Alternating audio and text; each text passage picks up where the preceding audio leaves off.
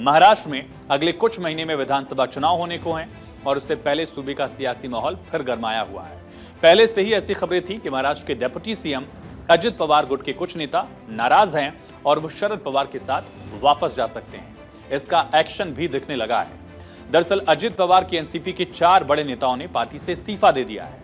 4 बड़े नेता अजित गुट छोड़ रहे हैं और ये सभी चारों नेता शरद पवार गुट वाले एनसीपी का दामन थाम भी चुके हैं, यानी उनकी एक तरह से घर वापसी हो चुकी है। सभी नेताओं को शरद पवार ने उनका स्वागत किया, पार्टी का पट्टा पहनाया और जिन नेताओं ने भतीजे अजित पवार का दामन छोड़ा है, जो चाचा के साथ वापस चले गए हैं, उनका पोर्टफोलियो भी समझिए कि आखिर वो किस कद के नेता थे।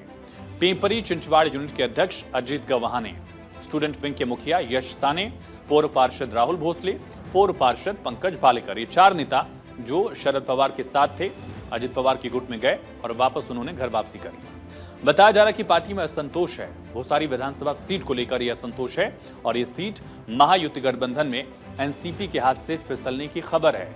छगन भुजबल ने भी इससे पहले अचानक शरद पवार से मुलाकात की थी और उसके बाद तब भी कयासों का दौर शुरू हुआ कि क्या छगन भुजबल भी वापस शरद पवार के पास जा रहे हैं।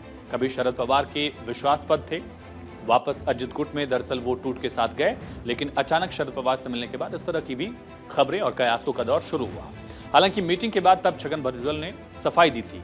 छगन भुजबल ने कहा था कि मराठा रिजर्वेशन की बातचीत को लेकर ये मुलाकात हुई है। 2 दिन पहले मुलाकात हुई थी। अचानक मुलाकात पर कयासों का दौर शुरू हुआ था। अजित की पार्टी छोड़ने को लेकर लगातार इस तरह की चर्चाएं हैं कि कई नेता पार्टी छोड़ सकते हैं। भुजबल को लेकर भी अब सवाल उठे हैं। हालांकि भुजबल खारिज कर रहे हैं ऐसे सवालों को, लेकिन लोकसभा चुनाव में जिस तरह के परिणाम आए, महज 1 सीट पर अजित पवार की पार्टी सिमट गई। उसके बाद इनकी पार्टी में अजित पवार गुट में दरअसल सब कुछ ठीक ठाक नहीं चल रहा है। इसको लेकर आए दिन दावा किया जा रहा है कि अजित पवार की पार्टी को झटका लग सकता है, क्योंकि लोकसभा चुनाव में उनकी पार्टी परफॉर्म नहीं कर पाई, 1 सीट तक सीमित हो गई और खराब प्रदर्शन के बाद कई विधायकों के शरद पवार से वापस संपर्क में होने की बात चली। और इन सब के बीच अब आरएसएस से जुड़ी साप्ताहिक मराठी पत्रिका विवेक में एनसीपी और बीजेपी की दोस्ती पर सवाल खड़े किए गए हैं। इसमें एक आर्टिकल है। आर्टिकल में लिखा क्या, ये समझिए। आरएसएस का आर्टिकल, बीजेपी के कार्यकर्ता हार के लिए एनसीपी के साथ गठबंधन को जिम्मेदार बता रहे हैं। इसका मतलब है कि उन्हें यह गठबंधन पसंद नहीं आ रहा। बीजेपी के नेता भी इस बात को जानते हैं। शिवसेना से गठबंधन का समर्थन करते हुए बताया गया कि हिंदुत्व पर आधारित गठबंधन बीजेपी और कार्यकर्ताओं के लिए सहज था, मगर एनसीपी के साथ ऐसा नहीं था। लोकसभा चुनाव के रिजल्ट के बाद पार्टी और नेताओं ने मंथन किया कि आखिर गलती क्या हुई, कहां हुई। इसका जवाब खोजना जरूरी है।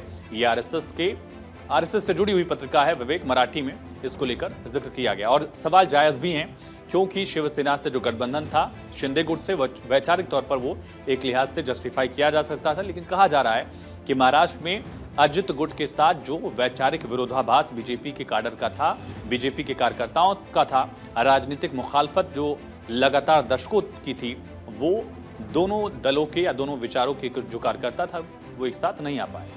महाराष्ट्र के डिप्टी सीएम अजित पवार को आज 1-2 झटके एक साथ लगे। एक झटका चाचा शरद पवार ने दिया तो दूसरा आरएसएस से जुड़ी पत्रिका ने दिया और इन सब के बीच शरद पवार ने ऐसा स्टेटमेंट दिया है जिसके बाद कयासों का दौर शुरू हुआ। क्या शरद पवार अपने भतीजे को पार्टी में वेलकम करेंगे? शरद पवार ने क्या कहा, ये भी समझिए। अगर अजित पवार को पार्टी में वापस लेना है तो वो अपने नेताओं से इस बारे में चर्चा करेंगे। उनकी पार्टी टूटी है लेकिन परिवार नहीं टूटा है। विधानसभा चुनाव से पहले शरद पवार के इस स्टेटमेंट को काफी अहम माना जा रहा है और लग रहा है कि चुनाव आते आते कुछ और बदलाव भी दिख सकते हैं।